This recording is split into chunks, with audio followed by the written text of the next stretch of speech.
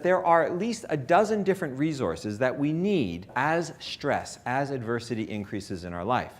The more challenges that we face, the more those dozen things are going to have an impact on your life. If things are going swimmingly well, that's great.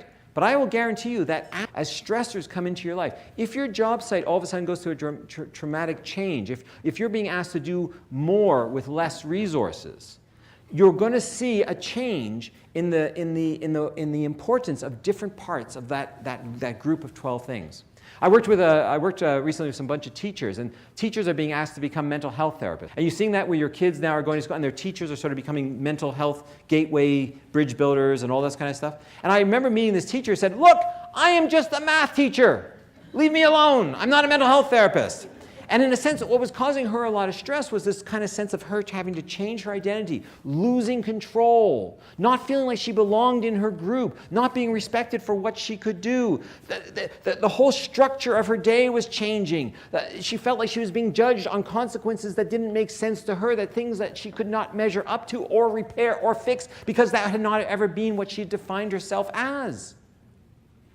Do you kind of get the sense of how this all works together? It's a matrix of factors that together make us more or less capable of withstanding stress in our lives. When you get these principles of navigation, negotiation, and people looking for as many of those 12 things as possible, you begin to see patterns. I was reading about a case study. Somebody had written about that they had a man who had been injured on the job. I think it was a welder or something in a heavy industry.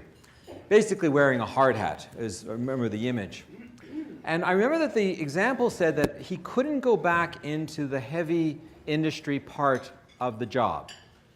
But what was interesting for me was that whoever was the case manager, they managed to renegotiate a position for him back, if I recall, at the same business or same company.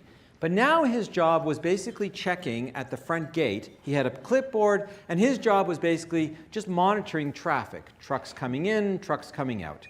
So the job, he turned himself, his whole identity must have pivoted when that happened, from being the person actually lifting things and doing things, and a certain identity of heavy labor, of very physical, of something very, I mean, I can imagine that was caught up in the way he defined himself in a gendered kind of way, his identity vis-a-vis his community, what he trained for, and now all of a sudden he was basically with a clipboard checking in and out trucks and whatever, doing something very sort of almost administrative.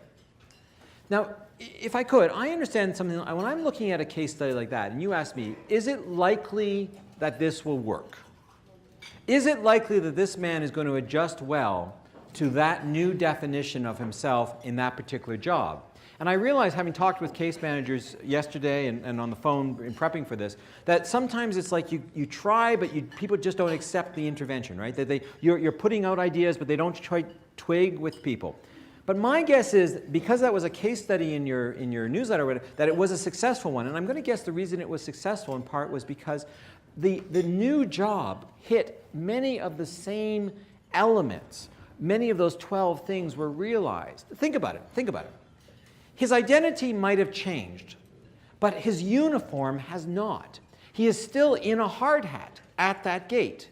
He is still, by the way, in the same industry. He is still, by the way, connected to the same peer group. Even if he's not doing the same job, he's at least co-located to where he was. The sense of identity, it's changed, yes, but surely it's a nice little compromise in the middle. Now imagine you tried to get this guy to be a greeter at Walmart. Now, nothing wrong with that, but it would have been a much tougher sell. He would not have been wearing a hard hat. He's essentially a greeter at the oil plant or whatever. But it's a different context. And this for me is, if I can leave you with anything here today, if you're trying to develop case plans for the workers that you're working with, or indeed if you yourself are stressed in your job, or you're looking for a change in your job, or you're having to accommodate a lot of new stressors in your employment, ask yourself, is the solution that you're finding actually hitting some of those 12 things?